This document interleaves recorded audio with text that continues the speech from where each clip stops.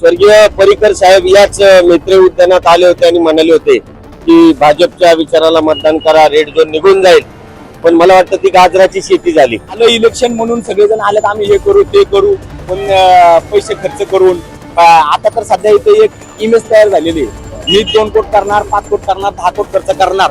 पण माजी नगरसेवकांनी काय केलं, तिथे पत्राचे शेड मारले, जो नाल्यावर त्यांनी स्लॅब टाकू टाकू दुकानं उभी केली. आमदारकीला आमदारांनी देशी दारू बंद केलं तात्पुरतं, लोकांना फसवलं मोरवस्तीच्या लोकांना.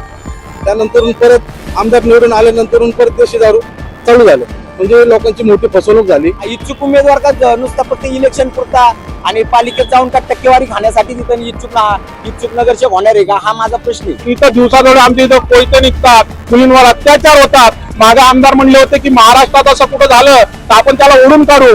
आमच्या इथं निगडीमध्ये मागे एक बलात्कार झाला, 6-7 जवळपास वर्ष झालं सर त्याला. मग ते निगडीचा मध्ये जे झालेलं प्रकरण होतं ते काय पाकिस्तानमध्ये होतं का? तर आम्हाला असं वाटतं का एखाद्या ग्रामपंचायतमध्ये खेडेगावात आम्ही राहतो, ही परिस्थिती आहे. म्हणजे मेट्रो सिटीमध्ये राहूनही असं वाटत नाही आम्हाला की आम्ही मेट्रो सिटी तेवढा कर भरतोय. इतका खास म्हणजे आमदाराचंही आमच्याकडे लक्ष नाही आहे. आमच्याकडे कोणतीच सुविधा परिपूर्ण नाहीये सर. रस्ते नाही, ड्रेनेज नाही, आणि आमच्या इथली माय भगिनी अजिबात स्वतंत्रता नाही तिला.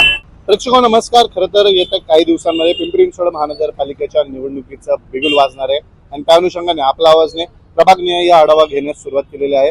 आपला आवाजने आवाज जनमताचा हा विशेष कार्यक्रम सुरू केलाय. या आवाज जनमताच्या माध्यमातून आपण प्रत्येक दिवशी प्रत्येक प्रभागामध्ये जाऊन त्या ठिकाणची काय परिस्थिती आहे, त्या ठिकाणचा काय ग्राउंड रिपोर्ट आहे, त्या ठिकाणचे इच्छुक उमेदवार कोण आहे, मागील वेळी कोण निवडून आले होते, काय समीकरणे असणार आहे ते आपण जाणून घेणार आहोत. त्या अनुषंगाने आज आपण आलो आहोत प्रभाग क्रमांक 1 मध्ये, ज्यामध्ये मोरे वस्ती, सोनोने वस्ती, चिखली गावठाण, साने चौक यासारखा अनेक परिसर या ठिकाणी आहेत. या ठिकाणचे जे स्थानिक नागरिक आहेत, इच्छुक उमेदवार आहेत, त्यांच्याकडनं आपण नेमकं ह्या प्रभागात काय परिस्थिती आहे ते जाणून घेणार आहोत. मात्र त्याआधी मी तुम्हाला 2017 मध्ये ज्या निवडणुका झाल्या त्या महानगरपालिकेच्या, त्याचा आढावा तुमच्यापर्यंत पोहोचवणार आहे. खरं तर यामध्ये जर आपण पाहिलं तर प्रभाग क्रमांक 1च्या अ गटातून कुंदन गायकवाड हे भारतीय जनता पार्टीचे उमेदवार होते. ते निवडणूक लढले होते त्यांनी आणि त्यांचा विजय झाला होता.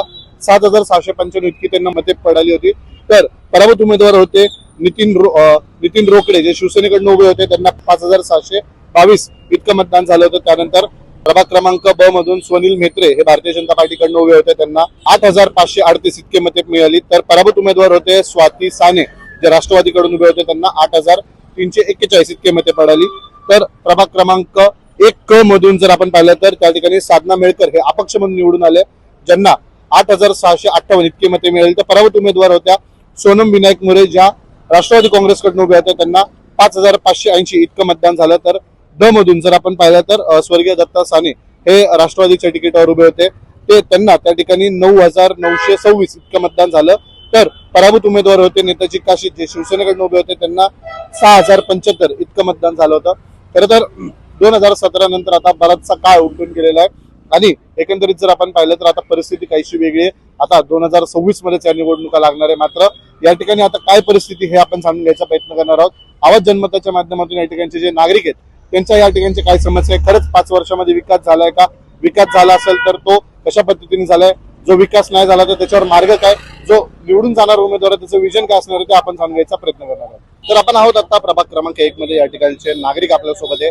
नेमक्या या ठिकाणच्या काय समस्या आहेत, खरंच 5 वर्षामध्ये विकास झालाय का, या ठिकाणी कोणते प्रलंबित प्रश्न आहेत ते आपण त्यांच्याकडनं जाणून घेणार आहोत. दादा, काय नाव तुमचं, तुम्ही या प्रभागात राहता अनेक वर्षांपासून, काय या ठिकाणची समस्या काय सांगा. मी किशोर तेलंग, मी लहानपणापासून इथंच राहतो. प्रथमतः मी धन्यवाद व्यक्त करतो, त्यांनी चांगला कार्यक्रम आपला आवाज या चॅनेलचं.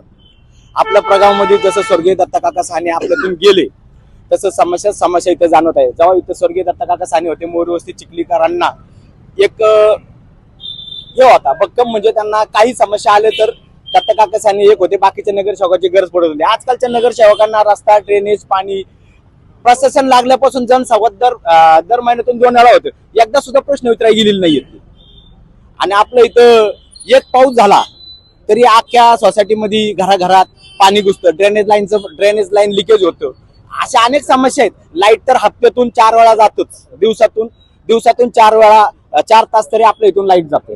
हे तर समस्या आहे. पण हे आता थांबणाऱ्या लोकप्रतिनिधीला कळत नाही. आता फक्त ते जसं असतं ना, हवाई करायला, म्हणजे आलं इलेक्शन म्हणून सगळेजण आलेत, आम्ही हे करू ते करू, पण पैसे खर्च करून आता तर सध्या इथे एक इमेज तयार झालेली आहे. मी 2 कोट करणार, 5 कोट करणार, 10 कोट खर्च करणार. पण आपल्या प्रभागातल्या समस्या काय सोडवणार आहे का? आपलं खेळायचे मैदान नाहीये आपल्या अख्ख्या प्रभागामध्ये. एवढी मोठी समस्या आहे की आरक्षित जागा असून सुद्धा आरक्षणाची जागा सोडवता आली नाही, खेळायचं मैदान नाही, हॉस्पिटल नाही, अनेक समस्याला आम्हाला इथं नागरिकांना समस्याला सामोरं जावं लागते. विशेषतः म्हणजे आपल्या भागामध्ये अवैध धंद्याचा पण सुळसुळाट आहे. कोणताही लोकप्रतिनिधी निवडून येतो, इच्छुक जे उमेदवार आहे त्याच्यावरती आवाज उठवत नाही. जसं की आम्ही 5-6 जण सोडलो इथं, तर आम्ही अवैध धंदा आवाज उठवतो.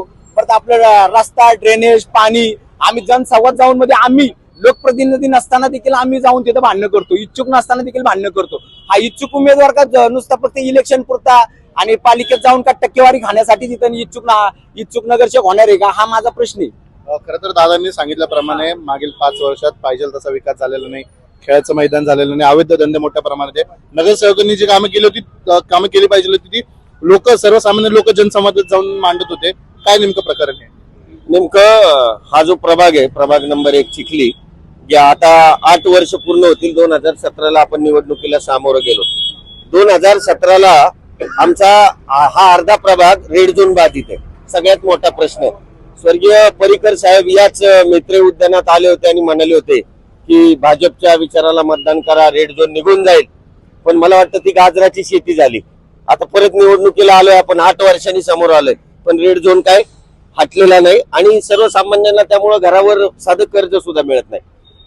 10 ऑक्टोबर 1997ला आम्ही महापालिकेत समाविष्ट झालो, पण आज सुद्धा आमचा प्रभाग वॉटर, मीटर आणि गटर ह्याच्या बाहेर जाऊन काही झालेलं नाही. 83 आरक्षण आहेत. आज आमच्या लहान मुलांना खेळाचं मैदान, उद्यान, चांगल्या महापालिकेच्या चांगल्या जिम, महिलांसाठीच्या जिम, महिलांना सक्षमीकरण करण्याच्या चांगल्या योजना त्या तळागाळात आल्या नाहीत. ज्येष्ठ नागरिकांचं विरंगुळा केंद्र नाही, MPSC UPSC ची तयारी करायला आमच्याकडे एक चांगलं महापालिकेचं स्वतःचं भवन नाही. एवढंच नाही, चिखलीचं कर संकलन ऑफिस म्हणजे प्रशासन किंवा जे राज्यकर्ते होऊन गेले 52 पायऱ्या वर चढून शासनाचा GR आहे की प्रत्येक शासकीय कार्यालयाला रॅम्प असला पाहिजे अपंग व्यक्ती आत जाण्यासाठी. आज आमच्या कर संकलन विभागात जर वर जायचं ठरलं तर 52 पायऱ्या वर चढून जावं लागतं, ज्याला लिफ्ट सुद्धा नाही. आता घरातला ज्येष्ठ नागरिकच जातो साधारणतः कर भरायला. म्हणजे किती बारीक लक्ष असलं पाहिजे प्रभागाच्या समस्यांकडे, या गोष्टी लक्षात येतात. आणि ह्याच्याकडे समस्यांकडे पाहिलेलं नाही. गेल्या 8 वर्षात या प्रभागाला थोड्याफार प्रमाणात दत्ता साने जोपर्यंत होते तोपर्यंत लक्ष तरी होतं. त्यानंतर निवडून गेलेले बाकी 3 नगरसेवक, काही लोक तर आज म्हणतात की हे नगरसेवक आलेच नाही, हे दिसलेच नाही, किंवा काही नगरसेवक जर आज गल्लीत एकटे फिरले तर हेच ते होते हे सांगावं लागेल. एवढी वाईट आणि विदारक परिस्थिती. त्यामुळं पूर्णपणे 9, 12, 3, 13 वाजलेला हा प्रभाग आहे आणि खऱ्या अर्थाने व्हिजन ठेवून काम करण्यासाठी कुणाचा तरी वचक असणं हे गरजेचं आहे. त्यामुळे येणारा काळ हा नक्की या प्रभागात परिवर्तनाचा दिसेल.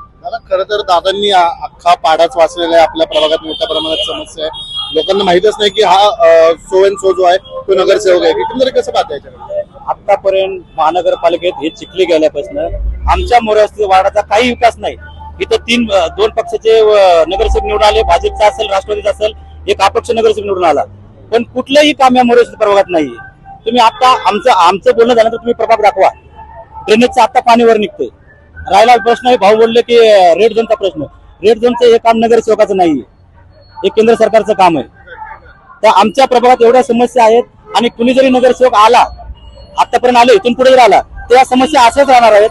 कारण तो नगरसेवक काही कामं करण्यासाठी निवडून येत नाही, तो स्वतःचं नाव करण्यासाठी किंवा 2% कमिशन खाण्यासाठी नगरसेवक होतोय. एवढंच बोलतो. सर्वप्रथम चिखली गावाच्या प्रभाग क्रमांक 1 मध्ये जे कामाचं नियोजन आहे आणि त्या नियोजनाची जी पूर्ती व्हायला पाहिजे होती ती कामं आज तगायत तशीच रेंगाळलेली रिरी ओढत एखाद्या रोलर प्रमाणे हळुवारपणे ओढत चाललेली आहे. त्या कामामध्ये खऱ्या अर्थानं वेग येणं गरजेचं आहे. आणि चिखली गावामधील प्रभाग क्रमांक 1 मध्ये सुंदरता आणि नैसर्गिकता वाढवण्यासाठी जे काय अपॉर्च्युनिटीज आहे त्या अपॉर्च्युनिटीजचा आजपर्यंत कुठेही विचार झालेला नाही. आणि प्रशासकीय कामकाजामधून सर्वसामान्यांचा जो श्वास गुदमरतोय तो श्वास खऱ्या अर्थानं प्रशासनाकडून त्यांना प्रशासकीय कारभाराच्या दिशेचा योग्य ते मार्गदर्शन होऊन त्यांचा तो श्वास हा खुला करण्याची गरज आहे. आणि खऱ्या अर्थानं जर या भारत देशाची लोकशाही जगवायची असेल तर तिच्यासाठी या लोकशाहीचं संवर्धन करण्यासाठी प्रशासनाच्या आणि आपल्या पिंपरी चिंचवड महानगरपालिकेच्या प्रत्येक कामकाजामध्ये पूर्वनियोजन असलं पाहिजे. त्याचा कालबद्ध असा कार्यक्रम फिक्स केला पाहिजे. त्या कालबद्धतेमध्ये त्या कामाचं नियोजन पूर्ण झालं पाहिजे. आपल्या प्रभागात नेमकं यामध्ये कोणती कामं जी आहेत ती प्रलंबित राहिलेली होती? जर आपला प्रभाग क्रमांक 1 पाहिला तर आपण त्याबद्दल आज चर्चा करतोय. तर काय या ठिकाणचे प्रलंबित प्रश्न आहे, काय नागरिकांना त्रास या मागच्या 5 वर्षामध्ये झाले? आता साधारणतः चिखली गावामध्ये जी अनधिकृत बांधकामाची कारवाई झाली त्या कारवाईमध्ये सर्रासपणे काही सर्वसामान्यांना आरक्षित आणि डीपी मधील जागांची जर कारवाई झाली असेल तर त्याच्याबद्दल आमचे कुठलीही तक्रार असण्याचं कारण नाही.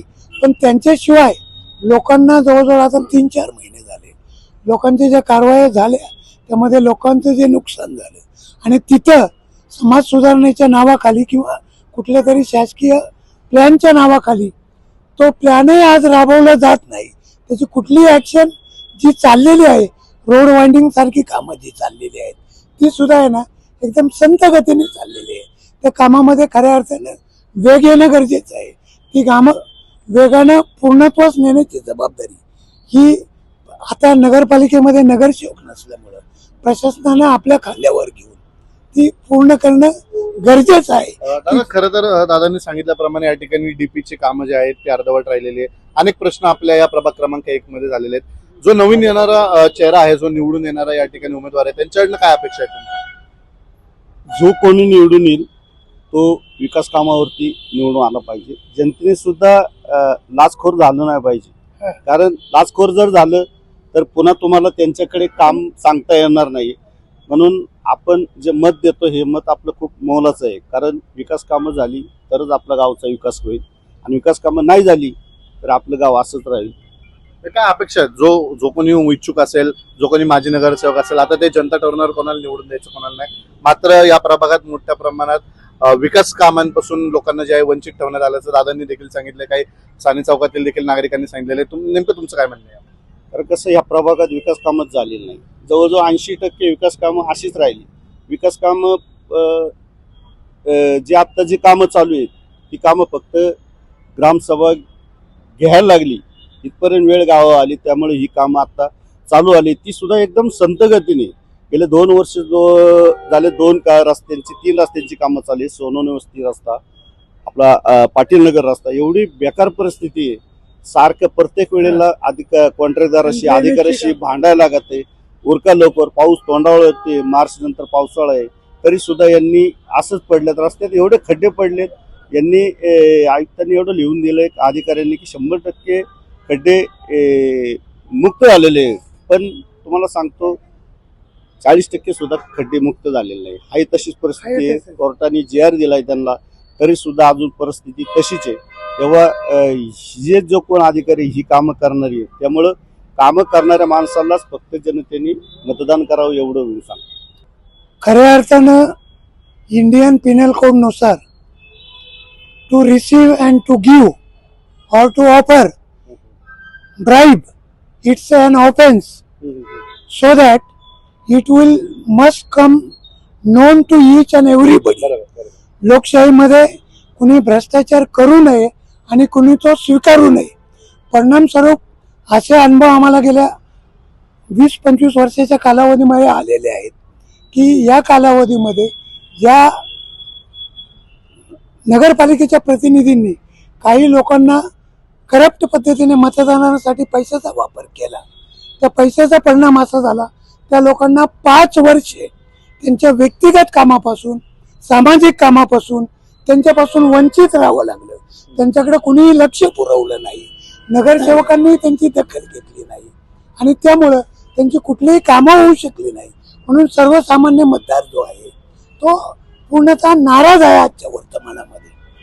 सेकंडली, कॉर्पोरेशनने ही विकास कामं करताना जो काही शासकीय मोबदला आहे, विशेषतः देवाळंदी BRT रोड, चिखली गावामधील जे काय 18 मीटरचे रोड केलेले आहेत त्याची जी वाइंडिंग अप आहेत त्यांच्यासाठी जे शेतकऱ्यांचे जमिनी घेतलेल्या आहेत त्या जमिनीचा मोबदला हा त्या शेतकऱ्यांना पुरवला गेला पाहिजे. त्यामध्ये सुद्धा आहे ना प्रशासकीय कामकाजामध्ये वाटचाल करताना तिथं अडथळ्याची शर्यत करावी लागते, तरी देखील त्या कामाचं आहे ना निश्चित स्वरूपाने रिटर्न्स किंवा मोबदला हा त्या लोकांपर्यंत पोहोचत नाही. आता BRT रोड झालेले जवळजवळ आपल्या प्रभागाबद्दल बोला. प्रभागच आहे ना आपला देवाळंदी BRT रोड जो आहे ना हा प्रभाग क्रमांक 1 मध्येच आहे. आता इथं जे आपण पाहतोय 2 आणि 1 पण येतं, इथं जे आपण पाहतोय तर प्रभाग क्रमांकच्या 1च्या ज्या देवाळंदी BRT रोडचा प्रश्न आहे त्या रोडच्या बाबत जे शेतकऱ्यांच्या शेतजमिनी घेतल्या गेलेल्या आहेत त्यांना अद्यापपर्यंत त्यांची लोक अधिकृत लोक त्या मोबदला घेणारी आज मसनाच्या वाटा धरतायत, तरी कॉर्पोरेशन त्यांच्या मोबदला त्यांच्याकडे हँडओव्हर करण्यासाठी डोळे दाखवते असं दिसतंय. याच्या बाबत आहे ना कॉर्पोरेशननी योग्य ती तत्परता आणि दक्षता पाळावी. जसं दादांनी अनेक मुद्दे मांडले, तर काय वाटतं जो कोण निवडून जाणारा आहे आता, जो कोण इच्छुक आहे त्याच्याकडे काय विजन असलं पाहिजे या संदर्भात? काय प्रश्न भरपूर आहेत, कामं झाली पाहिजे. आज इंद्रायणी नदीचा प्रकल्प बघा, आज इंद्रायणी जिथून उगम होते आज सगळं घाणीचं साम्राज्य. आज कुणी तीर्थक्षेत्रातला माणूस आला एक दिवस बाटली भरून पाणी न्यायचं म्हटलं तर सगळं घाण पाणी, आणि जे TMC पाणी ते पण सगळं घाण घाण घाण. पिण्याचं पाणी पण सगळं आज 2 दिवसाआड 3 दिवसाआड पाणी येत आहे. त्या पण समस्या भरपूर आहेत. रस्त्याच्या समस्या, ट्रॉफिकच्या समस्या आहेत. आज जर शाळेतला माणूस जर निघाला विद्यार्थी तर घर पोहोचायला तर त्याला 2-2, 3-3 तास लागतात. मुलाला घरी जायला एवढं ट्रॉफिकच्या समस्या आहेत. कुठं जा आज प्रभाग क्रमांक असं म्हणत नाही 1 मध्ये 2 मध्ये कुठं गेलं तरी ट्रॉफिकच्या समस्या भरपूर आहेत. त्याच्यावर पहिले आणि या DP रस्ते पहिले सगळे मोकळे करावे ही आपली विनंती. नाही सर, आतापर्यंत जे निवडून आले त्यांच्याकडे खरोखर म्हणजे सांगण्यासारखं विजनच नव्हतं. जो हा रस्ता साणे चौक ते शिवरकर चौक जो आम्ही 1,500 लोकांच्या सह्यांनी पत्र दिल्या मागं पालिकेला, जवळपास आम्ही याचा पाठपुरावा 2 वर्षापासून सतत करत आहे. हा रस्ता 30 मीटरचा आहे, पण माजी नगरसेवकांनी काय केलं तिथं पत्र्याचे शेड मारले, जो नाल्यावर त्यांनी स्लॅब टाकू दुकानं उभी केली. आणि विशेष म्हणजे प्राधिकरणनी यांना 12.5% परतावा दिलेला आहे. आज साणे चौकाची जर परिस्थिती बघितली तुम्ही, वाघू साणे चौकाची परिस्थिती बघितली किंवा इथून साणे चौक ते चिखली हा रस्ता बघितला तर तुमच्या लक्षात येईल का संध्याकाळी आम्हाला इथून फक्त चिखलीमध्ये जाण्यासाठी अर्धा ते पाऊण तास लागतं. अशी बिकट परिस्थिती आहे. आणि मूलभूत सुविधाबद्दल जर बोलायचं झालं सर, आता भरपूर लोकांनी सांगितलं तर आम्हाला असं वाटतं का एखाद्या ग्रामपंचायतमध्ये खेडेगावात आम्ही राहतो. ही परिस्थिती आहे. म्हणजे मेट्रो सिटीमध्ये राहूनही असं वाटत नाही आम्हाला का आम्ही मेट्रो सिटीचा एवढा कर भरतोय. परंतु यांच्याकडे सगळ्यांचं दुर्लक्ष आहे. अजून नवीन आता काही आमच्याकडे चेहरे येतात, त्यांच्याकडे विजन कोणाकडेच नाही. फक्त पैसा देणे, लोकांना वोट मागणे. कारण या प्रभागाला मागे एक अनुभव आलेला आहे की पैशाने लोक विकले जातात. कारण इथं सर्वसाधारण वर्गातले लोक आहे, MIDC काम करणारे लोक आहेत सर. जमतमची परिस्थिती अजूनही 10-12 हजारात काम करणारा इथं आमचा कामगार आहे. त्यांना माहिती आहे एकदा हा 5 वर्षातून निघून गेला का हा परत आपल्याकडे येत नाही. म्हणून याचाच गैरफायदा इथल्या लोकांनी घेऊन आपले गरगंज संपत्ती जमवणे आणि या लोकांना विकत घेणे म्हणजे कमर्शियल मायन्याने लावलंय. आता काही लोक कशी आहे इथली व्यावसायिक आहे, फक्त निवडणुकीपुरतं वर्षभर 6 महिने मार्केटमध्ये यायचं, पडल्यानंतर परत आपलं कमर्शियल व्यवसाय करायचा. म्हणजे राजकीय सामाजिक धोरण जे आपण म्हणतो की 80% राजकारण असलं पाहिजे, समाजकारण असलं पाहिजे, 20% राजकारण असलं पाहिजे. जसा आता आमच्या इथं स्वर्गीय दत्ता काका साने यांचा काही अजेंडा होता तसा इथं कोणाचाच अजेंडा नाही आहे. पहिले सासरा निवडून दिला, नंतर सून निवडून दिली, परत आता सासऱ्याला निवडून द्यायचं. का द्यायचं? आपणच गरगंज झालं पाहिजे. आणि इथली बीजेपीची परिस्थिती अशी आहे सर, फक्त गांजराची शेती करणे त्याच्या व्यतिरिक्त दुसरं काही नाही आहे. इथला खास म्हणजे आमदाराचंही आमच्याकडे लक्ष नाही आहे. आमच्याकडे कोणतीच सुख सुविधा परिपूर्ण नाहीये सर. रस्ते नाही, ड्रेनेज नाही. आणि आमच्या इथली माय भगिनी अजिबात स्वतंत्रता नाही तिला. जे म्हणतात आम्ही 50% आरक्षण महिलांसाठी आहे, पण इथं दिवसाजवळ आमच्या इथं कोयते निघतात, मुलींवर अत्याचार होतात. मागे आमदार म्हणले होते की महाराष्ट्रात असं कुठं झालं तर आपण त्याला ओढून काढू. आमच्या इथं निगडीमध्ये मागे एक बलात्कार झाला, 6-7 जवळपास वर्ष झालं सर त्याला. मग ते निगडीचा मध्ये जे झालेलं प्रकरण होतं ते काय पाकिस्तानमध्ये होतं का? माझा आवर्जून एक सुजाण नागरिक म्हणून बोलतो आणि मी या माध्यमातून तुमच्या चॅनलच्या माध्यमातून लोकांना जागृत करतोय की तुम्ही सुजाण व्हा आणि या लोकांच्या कोणत्याही वाईट गोष्टीकडे बळी न पडता आपण काय केलं पाहिजे, लोकशाहीत आपला अधिकार काय, एक मतदान आपलं काय करू शकते. कारण कसं आहे सर, जिंकून येण्यासाठी खूप मतं लागतात, मांडण्यासाठी मतं लागत नाही. म्हणून माझं म्हणणं आहे कोणाच्याही कोण्या आवीज भाषेला बळी न पडता लोकशाहीने जो डॉक्टर बाबासाहेब आंबेडकरांनी आपल्याला अधिकार दिला आहे तो जुमानून खरं ते नेतृत्व काय आहे हे काळाची गरज आहे. आणि मी त्याच्या पलीकडे जाऊन सांगतो की जो सुजाण नागरिक कशाला म्हणतो, ज्याच्याकडे काहीतरी विजन आहे, ज्याचं काही एज्युकेशन झालंय, ज्याला काही कळतच नाही आपला तो पालिकेत जाऊन काय प्रश्न मांडणार आहे, त्याला कळलं पाहिजे विभागाचं काय आहे. नाहीतर नगरसेवक तुमच्या घरचा आणि बाकी फॅमिलीज तुम्ही त्याचा बरोबर फायदा दादांनी सांगितल्याप्रमाणे या ठिकाणी महिला असुरक्षित आहे. त्याचबरोबर जे पडलेले होते उमेदवार ते देखील म्हणजे फक्त तेवढे 6 महिने आले, त्याच्यानंतर पूर्ण वर्षभर गायब झाला. आता परत इच्छुक म्हणून पुन्हा एकदा ते मैदानात आलेले आहेत. जे नवीन इच्छुक आहे त्यांच्याकडे विजन नाही, जे निवडून गेले त्यांनी तर काही कामं केली नाही. मग निवडून द्यायचं कोणाला? प्रथमतः प्रभाग क्रमांक 1 चिखली हा परिसर नाही का सर्वसामान्यांचा आहे आणि निवडून द्यायचं झालं तर ज्याच्याकडे विजन आहे, जो प्रशासनावरती पकड ठेवू शकतो, अशा नेत्याला निवडून देणे हे नागरिकांचं लक्ष असलं पाहिजे. आणि आमच्या इथे जे उभारणार आहेत भावी आजी माझी, त्यांचं लक्ष फक्त आणि फक्त पैसा खर्च करणे. मी 10 कोटी उडवणार, मी 15 कोटी उडवणार, पण प्रभागात काय काम करणार हे कोणताच नगरसेवक म्हणजे जे इच्छुक उमेदवार ते बोलतच नाही की आम्ही प्रभागात ह्या सुविधा करू, त्या सुविधा, कोणताही बोलत नाही. असे बरेच जण आहेत. आधी सासरे झाले, नंतर सून झाली, नंतर सासरे इच्छुक आहेत. त्यांनी तर बरेच रोड होऊ दिले नाहीत. ते स्वतः नाही का त्यांची शेती जाईल, त्यांनी पण रस्ते होऊ दिले नाही. आणि राहिलं तर जे बाकीचे इच्छुक उमेदवार आहेत ते उभारतात, पडले की 3 वर्ष गायब होतात, परत इलेक्शन जवळ आलं की 2 वर्ष आधी कार्यरत होतात. आणि त्यांचं तर नाही का त्यांचं विजन मला वाटतं की स्वतःचा विकास करणे हा आहे, म्हणून ते निवडणुकीला उभारतात. दादाने सांगितल्याप्रमाणे या ठिकाणी घराणेशाहीचा मोठा मुद्दा जो आहे त्यांनी छेडलेला आहे. माझाच विकास फक्त, प्रभागाचा विकास नाही. कसं पाहतात? या प्रभाग क्रमांक 1ला आजपर्यंत वाली असं व्यक्तिगत कुणी नव्हतं. दत्ता काका साने हे सोडले तर आज सगळ्यात काय झालं, पुष्कळ नेते मंडळी आले, आश्वासनाचे गाजरं दिले सर्वांनी, परंतु आमची मोरेवस्ती चिखली प्रभाग असं आले की मी नाही झोपडपट्टी. सध्याची परिस्थिती अशी आहे की कुणी या गोष्टीकडे लक्ष द्यायला तयार नाही. त्यामुळे या ठिकाणी नवीन नेतृत्व उदयास यावं आणि ज्यांना खरंच काम करण्याची इच्छा आहे अशा व्यक्तीला या ठिकाणी नेतृत्व द्यावं. कारण ज्यांचे ऑलरेडी गडगंज झालेले आहेत, आर्थिकदृष्ट्या दुर्बळ घटक, तो व्यक्ती काय लक्ष देणार या प्रभागाकडे? त्यामुळं या ठिकाणी आजच्या कंडिशनला ज्याला जनसामान्यांचं तळमळ आहे अशा लोकांना निवडून देण्यासाठी जनतेने प्रयत्न करावा. आणि विकासशील कामांकडे जो व्यक्ती चांगल्या दृष्टिकोनातून बघल किंवा युवा नेतृत्व म्हणून चांगल्या याच्यात उद्या असेल तर जनतेने त्यांना एकदा एक चान्स देऊन द्या, बघावा. काय तेच रिपीट म्हटलं तर काय हे आनंद नाही या गोष्टीमध्ये. कारण प्रत्येक वेळेला मागासलेल्या सगळ्या गोष्टी होत चालल्या आहे, कुणी लक्ष देत नाही. प्रत्येक वेळेला काय होतं, पैसा एकमेव इलेक्शनचं साधन झालेलं आहे. जो तो काय म्हणतो मी पैसा वाटतो, मी असं करणार, मी त्या काय विकास काय होणार आहे पुढचे 5 वर्ष? 2 दिवस जातील इलेक्शनच्या नंतर, पुढचे 5 वर्ष लोकांचा विकास नावाचा प्रकार कुठला होणार नाही. आता जसं त्यांनी सांगितलं की इलेक्शनच्या तोंडावर फक्त पैसा वाटला जातो, लोकांना जे लोकांची दिशाभूल केली जाते. मात्र या जर प्रभागाचा विकास खरंच करायचा आहे तर काय विजन असलं पाहिजे? युवा नेतृत्वाला संधी मिळाली पाहिजे का? एज्युकेटेड जो आहे, जो शिकलेला आहे, त्याला संधी मिळाली पाहिजे? एकंदरीत काय तुमचं म्हणणं आहे? नमस्कार, आपल्या आवाजचं पहिलं स्वागत करतो. आम्हाला बोलायची संधी दिली. मी विजय जरे, प्रभाग 1 मधून उमेदवार म्हणून इच्छुक आहे. हे बघा, सर्वसामान्य जो कार्यकर्ता असतो तो गटर, रस्ते, ड्रेनेज आणि लाईट हे कुणी पण प्रॉब्लेम सॉल्व्ह करतं. परंतु आमच्या प्रभाग 1 मध्ये सर्वात मोठी अडचण म्हणजे देशी दारू. आमदारांनी देशी दारू बंद केलं तात्पुरतं, लोकांना फसवलं, मोरवस्तीच्या लोकांना. त्यानंतर परत आमदार निवडून आल्यानंतर परत देशी दारू चालू झालं, म्हणजे लोकांची मोठी फसवणूक झाली मतासाठी. आता जे आमचं विजन आहे, इथल्या मोरवस्ती चिखली प्रभाग 1चं डीपी रस्ते डेव्हलप करायचे, गार्डन, आरक्षण, वाचनालय हे नाहीच आहे. आम्हाला प्रभाग 1 मधून प्रभाग 11 मध्ये जायला लागतं, हे आम्हाला दुर्दैवी. त्यासाठी आम्ही हे सगळं डेव्हलप करणार. एकंदरीत काय या ठिकाणच्या आणखी समस्या आहेत जे नगरसेवकांनी जाता जर निवडणुका झाल्या, नगरसेवक निवडून आले त्यांनी मांडल्या पाहिजे? कारण लोकांची मोठ्या प्रमाणात नाराजी दिसते. 3-4 वर्ष आले, निवडणुकाही लागल्या नाही. 5 वर्षाची टर्म झाली, त्यामध्ये लोकांचं म्हणणं की कामच झाली नाहीये. रस्त्याची कामं असतील, प्लेग्राऊंड असेल, अनेक विषय असतील यामध्ये.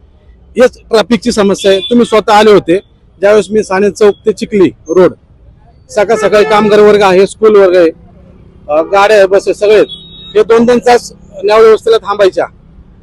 तर मी स्वतः, मला कोणतंही पद नसताना मी तिथं रस्ता रोको आंदोलन घेतलं होतं आणि ते मी यशस्वी पूर्ण करून दाखवलं होतं. ट्रॅफिकची समस्या एवढी भयंकर आहे की याच्यावर कुठलाही उमेदवार बोलत नाही आणि रस्ते पण डेव्हलप होत नाहीये. त्यावर मी पूर्ण हे करणार. आपल्यासोबत प्रभाग क्रमांक 1 मधून आता नेताजी काशीद आहे, ज्यांनी 2017 साली निवडणूक लढवली होती. मात्र थोड्या फरकाने जे आहे त्यांचा पराभव झाला होता. ते स्वतः आज आपला आवाजच्या जनमताच्या कार्यक्रमासाठी या ठिकाणी आलेले आहेत. नेमकं त्यांच्याकडनं देखील जाणून घेणार आहोत 5 वर्षाची मागची काय परिस्थिती होती, यंदा त्यांचं काय विजन असणार आहे, कशा पद्धतीने यंदाची निवडणूक पार पडू शकते हे त्यांच्याकडून जाणून घेणार आहोत. प्रथम तर तुमचं आपल्या आवाजमध्ये स्वागत आहे. खरं तर मागील 5 वर्षात बरंचसं पाणी पुलाखालनं वाहून गेलेलं आहे. 5 वर्षाची टर्म संपल्यानंतर जवळजवळ 3.5 वर्ष या ठिकाणी महानगरपालिकेचा प्रशासक राज होता. काय एकंदरीत आपल्या प्रभागाची सध्याची परिस्थिती आहे? नमस्कार, मी नेताजी काशीद. 2026 जानेवारीला आता माझी मिसेस साधना नेताजी काशीद या इलेक्शन लढवणार आहेत. प्रभागाबद्दल माहिती सांगायची म्हणलं तर भरपूर आहे. गेले 30 वर्ष झाले महापालिकेत जाऊन हा भाग चिखली. 30 वर्षामध्ये 30 कामं सुद्धा झालेली नाही आहेत. त्या भागामध्ये एकही डीपी रोड झाले नाहीत, कुठलेही आरक्षण ताब्यात घेतलेले नाही आहेत.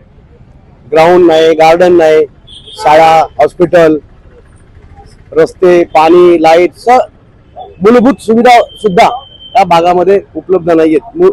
लाईट 24 तास येत नाहीये. जे सत्तेत होते, जे निवडून गेले होते महानगरपालिकेमध्ये, त्यांच्याकडनं खरं तर काय अपेक्षा होत्या या लोकांच्या इथल्या?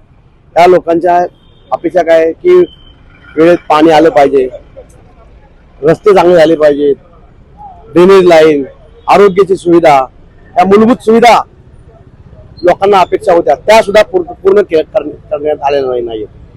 काय वाटतं यंदा लोकांनी कोणाला निवडून द्यावं, कोणाकडे काय विजन आहे, काय कुठल्या समस्या घेऊन त्यांनी जे आहे महानगरपालिकेत जावं, निवडून गेल्यावर खरंच समस्या सुटतील का? हे बघा, आता अख्खा महाराष्ट्र बघतोय की ज्यांच्या हाताला यश आहे आणि ज्यांच्या हातात विजन आहे असे आदरणीय अजितदादा पवार या पूर्ण पॅनलला लोकांनी निवडून द्यावं आणि या भागाचा कायापालट केल्याशिवाय आम्ही थांबणार नाही. मी अशोक शिंदे, मी डिफेन्समध्ये काम करत होतो. आत्ताच ऑगस्ट महिन्यामध्ये मी रिटायर्ड झालो तिथून आणि एक ज्येष्ठ नागरिक म्हणून या भागामध्ये 2009 पासून मी या भागामध्ये राहतो. त्यामुळे या भागामध्ये जी काय कामं होत चाललेली नगरसेवकांच्या माध्यमातून, म्हणजे अगदी आत्ताचे मागचे नगरसेवक जे आहेत मित्रताई वगैरे, त्यांच्या माध्यमातून भरपूरशी कामं झालेली, म्हणजे रस्त्याची म्हणा किंवा ड्रेनेज लाईनची म्हणा, ही कामं चांगल्यापैकी केलेली त्यांनी. दुसरी गोष्ट, पाण्याचा जो प्रश्न आहे, हा पाण्याचा पण प्रश्न चांगल्या प्रकारे त्यांनी हाताळलेला आहे या भागामध्ये. कामं आहेत जी पेंडिंग राहिलेली आहेत आणि खरं तर आपण पाहतो या परिसरात मोठ्या प्रमाणात समस्या देखील आहे. नागरिकांचं देखील रोष की बाबा आमच्या इथं कामं झाली नाहीत, प्लेग्राऊंड नाही आम्हाला खेळायला, विजेची समस्या आहे. हा एक स्पोर्ट्समनसाठी, खेळाडूंसाठी एक प्लेग्राऊंड असावं. कारण मी सुद्धा एक जुना खेळाडू आहे, क्रिकेट खेळायचो पूर्वी. माझा मुलगा आंतरराष्ट्रीय खेळाडू आहे. त्यामुळे खेळाडूंच्या प्रती आपल्याला आदर पाहिजे आणि आदर असावा की जेणेकरून आपल्या वार्डातला, आपल्या प्रभागातला, आपल्या पिंपरी चिंचवडमधला खेळाडू हा नॅशनल लेवल, इंटरनॅशनल लेवलवर जावा, ही एक खेळाडू म्हणून माझी पण इच्छा आहे. त्यामुळे प्लेग्राऊंड असणं आवश्यक आहे या प्रभागामध्ये, ही एक अपेक्षा आहे माझी. माजी नगरसेवक देखील पुन्हा एकदा कामाला लागलेत, मैदानात प्रचारासाठी उतरलेत. एकंदरीत काय विजन असलं पाहिजे? जो कोणी निवडून जाईल त्यांनी प्रभागासाठी, आता मागच्या वेळेस जे झालं, आता ते त्याला 5 वर्ष झाले, 3 वर्ष प्रशासक राज होता, पण इथून पुढे जर तुम्हाला सर्वांगीण विकास पाहिजे तर जो कोणी निवडून जाणार आहे त्याचं काय विजन असलं पाहिजे तुमच्या प्रती? बघा, जो पण कोण निवडून जाणार आहे याने या प्रभागामधली पहिली गोष्ट एक स्वच्छता आवश्यक आहे. कारण पब्लिक खूप वाढत चाललेलं आहे या प्रभागामध्ये. फार मोठा प्रभाग असल्या कारणानं पब्लिकचा जर विचार केला तर या प्रभागामध्ये स्वच्छता अजून, आता जी आहे स्वच्छता, याच्यापेक्षा पण अजून स्वच्छतेसाठी काही नियोजन करायला हवं, जेणेकरून प्रभागामध्ये रोगराई येणार नाही. कारण रोगराई हा मूलभूत, कारण दाटीवाटीमध्ये घरं असल्यामुळं रोगराई येऊ शकते. त्यामुळं स्वच्छतेच्या बाबतीतचा प्रश्न अजून चांगल्या प्रकारे हाताळावा पुढच्या काळामध्ये. दुसरी गोष्ट, रस्त्याची पण जी काही थोडीफार राहिलेली कामं आहे, ही सुद्धा कामं किंवा ड्रेनेज लाईनची कामं ही पुढच्या काळामध्ये, जी आता जरी असली तरी पुढच्या काळामध्ये हे नियोजन करावं लागणार आहे. त्यामुळे येणाऱ्या जी काही नगरसेवक असतील त्यांच्यासाठी माझं हेच सांगणं आहे की खेळाडूंसाठी एक मैदान आवश्यक आहे की जेणेकरून स्पोर्ट्समन त्याला त्याचा त्या ठिकाणी हे देता येईल. आणि बाकी मग या वार्डामध्ये बाकीचं कामं तर चालूच आहे त्या ठिकाणी. प्रभाग क्रमांक 1 मधील चिखली गावठाणमध्ये आपण होतो. या ठिकाणचे काही स्थानिक नागरिक आपल्यासोबत होते. खरं तर त्यांनी सांगितल्याप्रमाणे या ठिकाणी खरं तर जो विकास मागच्या 5-6 वर्षात व्हायला पाहिजे होता तो कुठेतरी झालेला नाहीये. प्रशासकचं 3 वर्षाचं या ठिकाणी कार्यकाळ होता, त्यामध्ये देखील पाहिजे तसं जे आहे त्यांना प्रतिसाद मिळालेला नाही. आणि एकंदरीत जो कोणी आता या ठिकाणाहून निवडून जाण्यास इच्छुक आहे किंवा जेही माजी नगरसेवक आहे, खरं तर हे त्यांच्यासाठी देखील हे महत्वाचं ठरणार आहे की हा तुमचाच प्रभाग आहे आणि यामध्ये तुमच्या मार्फत जो विकास व्हायला पाहिजे होता तो झाला नाही, असं या ठिकाणच्या नागरिकांचा आरोप आहे. त्याचबरोबर जे या ठिकाणाहून निवडून जाणारे जे इच्छुक आहेत त्यांना देखील कळलं पाहिजे की या ठिकाणी कोणते प्रश्न जे आहेत ते प्रलंबित राहिलेले आहेत. खरं तर हे नागरिक आपल्यासोबत होते, त्यांनी दिलेल्या माहितीनुसार आपण एकंदरीत ह्या परिसराचा आढावा घेतलेला आहे. काय प्रश्न या ठिकाणी प्रलंबित आहे, कोणते प्रश्न जे आहेत ते अद्यापही मार्गी लागलेले नाही आहेत ते देखील त्यांनी या ठिकाणी सांगितले. आपण वेळोवेळी जे आहे आता पुढच्या प्रभागाचा देखील आढावा तुमच्यापर्यंत पोहोचवत राहणार आहोत. तुर्तास जर आपण पाहिलं तर आज आपण प्रभाग क्रमांक 1 ज्यामध्ये मोरे वस्ती असेल, चिखली गावठण असेल, सोलोने वस्ती असेल, मेत्रे वस्ती असेल, हा सगळा भाग येतो. या ठिकाणच्या नागरिकांशी संवाद साधून जनसंवाद मध्ये आपण जर पाहिलं तर या ठिकाणी जो त्यांचा जनमताचा आवाज आहे तो आपण जाणून घ्यायचा आज प्रयत्न केला आहे. व्हिडिओ जर्नलिस्ट भरंता शिवराय, प्रसन्न तरडे, आपला आवाज पिंपरी चिंचवड.